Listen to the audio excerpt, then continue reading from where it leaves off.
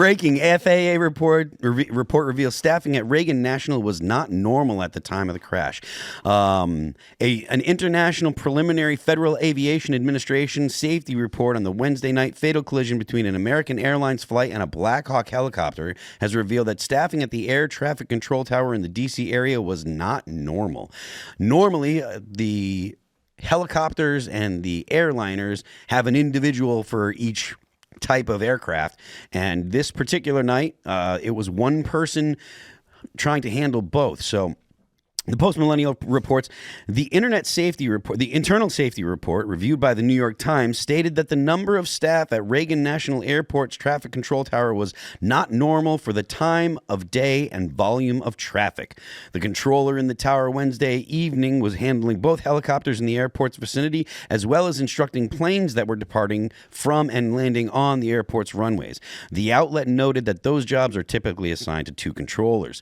The tower at D.C.'s closest airport has reportedly been understaffed for years, being nearly a third below targeted staff levels as of September 2023, with 19 fully certified controllers. Many controllers have had to work up to 6 days per week and 10 hours per day. A lot of people say DEI, and that's a very, very... It's right on the tip of people's tongues, and they make it's easy to say, oh, well, that's why, and point your finger at it.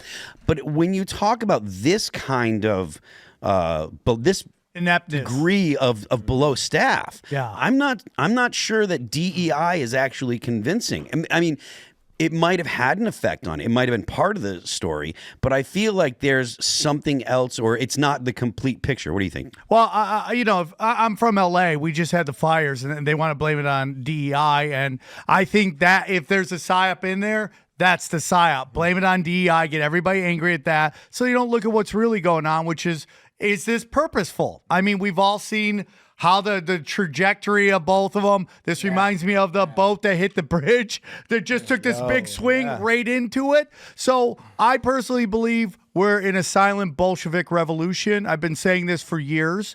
And we've let the barbarians in. And, because if you even go back to the LA fires, all of a sudden this video pops up of this lesbian firefighter going, if you need me to carry you, you're in the wrong place. Why is that video put out? For one of two reasons. Either one, that is the least offensive thing she said in the whole interview, and they had to use something. Or two, they put that out on purpose so everyone looks at that and gets angry and doesn't go, dude, all this is done on purpose. When you're a one-issue voter, okay, and all you care about is hate or women's rights, guess what you got? You got the Bolsheviks coming in, whispering sweet nothings to you, and then just totally getting you on the other end. And that's my opinion. Sam, dare I say you're not the typical LA voter? No. How do people feel out there? Do they feel like this? Do they see that around them as being like a controlled collapse, or are they just back to normal? I really do feel like they've moved on. I really do. I go, when are we calling for heads here? That's insane. When are we calling for Karen? Even if you don't think Karen Bass did any of this on purpose, and you say just bad luck, it didn't work out, her policies led to this. Right. So you got to pay a price. I think personally they're seeing how we react to this. Right. And when they see we do nothing, they're going to get more and more aggressive. Trudeau and Gavin Newsom are the exact same guy. Yeah. Good-looking, pathological liars that will lie to your face in real time and not even think twice about it. And that is their job. So when it comes to Trudeau and Gavin Newsom, I completely agree that there's something about them that is very similar. Is it your belief that they're true believers, or do you think that kind of something is because they function so well in the area that they're in, right? So they do a great job of saying the right thing and shaking the right hands and doing the things that they're supposed to do to maintain the position that they're in. And do you think they're true believers, or do you think that they're just really great chameleons? Yes. So okay. Go ahead. So my whole opinion is, I was listening to suddenly my YouTube feed has just become mob bosses who have podcasts now, right? Michael Francis. And they're just all talking to each other, and they brought up this thing about how do you get made a man? How do you become a made man? And they were talking about, since you're a kid, they follow you. and they're watching you and they see how you react to things. What is that? Data. Okay. They're constantly doing data.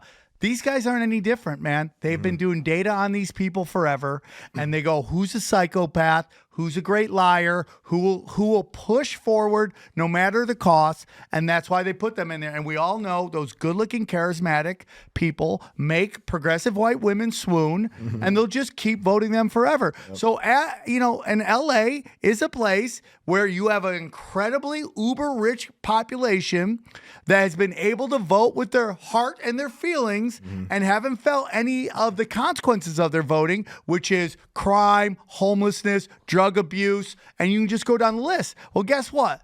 Your money isn't above fire, okay? Right. Fire gotcha, and now you're trying to figure out. But again, it's a city of conformity, and they're all conforming back. This is going to be fun. I wasn't expecting this, so it's going to be with you and Shane at the same time. I don't have time for rabbit holes. I'm actually gonna kind of try and wrestle it back to the DC. Wait, I'll bring it back to the DC thing. Is that they're already blaming it on DEI, and it's like, well, what if this is purposeful from the inside? Well, I agree. So, like, my take is that this article is just like what happened with East Palestine. I went there right after the explosion, like 2 weeks after.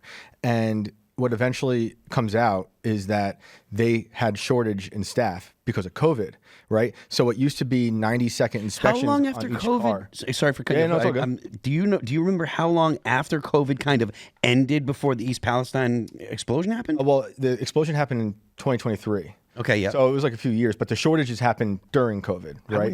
It was okay. Because they were firing people either because they were afraid of COVID or they weren't getting a shot. They just didn't get them replaced. All right, sorry. So and then they changed, like, that freight company. I forget which one it was. I'm spacing on it, but whatever company Norfolk that was, Southern. Norfolk Southern. Yes, sir. They changed They changed the inspections from 90 seconds per train car to like 30 seconds.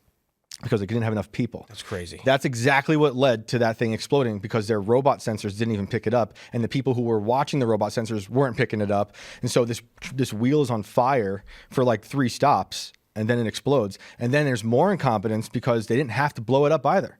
They didn't have to blow it up. They literally blew it up and then created an inversion in the atmosphere, and then just slaughtered the economy and the livestock of East Palestine, and then just moved on. And that's just one. I mean, think of Maui. This is just another 100%. Version of what's going on. And there's some even deeper stuff when it comes with planes. Like, it is of my belief that if you look at like Agenda 2050, I think it is, it says no more, and I think it's 2050. I know there's 2030, okay, but I think there's an Agenda 2050 too. And it explicitly says no more commercial flying. Yes. So what we're seeing constantly is this move to kind of scare you about flying. People fighting all the time, planes breaking down. Now, every time I fly, my flight is 6 hours late. Every time. It's getting more and more annoying. If they want you in a 15-minute city, a smart city, a freedom city, right? Why would they want you flying? Right. And they go to these giant WEF, Bilderberg groups, and they have these things where they're already bragging, travel will be of the rich. So just to push back on the idea a little bit, playing devil's advocate, the was it Davos that just happened? Yeah, right? yeah. That just happened, and the turnout was dramatically lower. Trump did a Zoom call to them and basically just browbeat them the entire time. I loved it. Do you think that they still have the influence over the major parts of the infrastructure, or do you think that it has changed? And if it has not changed, do you think that it's on the trajectory to be wrestled away from those kind of forces, or do you think that it's something that they've got their hooks in so deeply? Well, it could be that the brand is burned. Everyone knows about Bilderberg Group, so they can move on. Like they had Bohemian Grove, and the word is now that what is the desert concert that they have? The big desert concert. Burning Man. Burning Man is the new Bohemian Grove. Yeah. They keep flipping it. So we'll see. I don't think. It's like these elites are predators. And if you watch National Geographic, the predators never stop. The prey just wants to live their life, raise their family, chew grass, have a good time, and the predators are always hunting. I think Davos is rebranding just to get stronger because they're building the apparatus, the AI apparatus. Like that was the major thing of Davos. It was a lot of AI stuff, and then all last week was AI, everything AI because of DeepSeek, because of Stargate, all those things. So I think they feel confident. And look at Bill Gates. That brand is dead. And who they usher up? Yeah. Two other weirdos, right? Larry Ellison and Sam Altman. They'll be on their best behavior. Let me ask you then. I know that you're typically skeptical of like people in positions of power or something, but generally people have a softer view of Elon Musk. And considering the database that X is and the advances and the database that they have because of Tesla's full self-driving, right? Those two database, when it comes to AI, those are possibly the deepest database that any organization has. Do you think that Musk is part of the crew, or do you think Musk is on his own program and they're trying to influence? Everyone who listens to me knows I think Elon's part of an antichrist. Yeah, dude. I think he is totally evil and a fraud. I think he lies to be liked by people. He loves his perception. He weaseled his way into the Trump administration, and he's part of the big club because he's a defense contractor. Yeah. He's putting all the spy satellites in the sky, using Starlink to help build that apparatus I'm talking about to inflate the surveillance state with Peter Thiel. So why do you feel like that's the case? What gives you that incentive? Because they are literally doing that. He's monopolized the public digital square. He's bought the collective consciousness. He's feeding all of our thoughts into his robot Optimus. He's literally throwing the spy satellites into the sky. So I don't trust him. He's been caught in lots of lies. I think he cares about being liked. And I don't believe much of what he says. Kind of like Vivek. Kind of like how I felt like Vivek. Most of these billionaires are LARPs. Their stories aren't real. You get sold on a bill of goods, like, to Jeff Bezos. It's like, he's the hardest worker. He just has this garage and he just never stopped working. You're like, oh, but we're not going to tell you that his grandpa helped found DARPA, right? And most likely Amazon is an extension of the U.S. government. When everything shuts down and Amazon's got to stay open because, we got to get you your food. You're like, isn't that convenient? See, I'm skeptical of Musk also because since he's a defense contractor, he's in the government, right? And he's got oversight of his own thing that's making him billions of dollars. So, and just real quick, I also really believe he's anti-human, but he's selling his ideas to us as if they're pro-human. He says he's pro-family. He says he's pro-human. But all of his ideas, in my opinion, are anti-human. I love the idea of the short-term benefits of Neuralink. However, the long-term benefits of Neuralink will destroy our comfort will be our enslavement. Exactly. Thanks for checking out this clip from Timcast IRL. Make sure to watch the show live Monday through Friday at 8 p.m. Subscribe to this channel, and we will see you all there.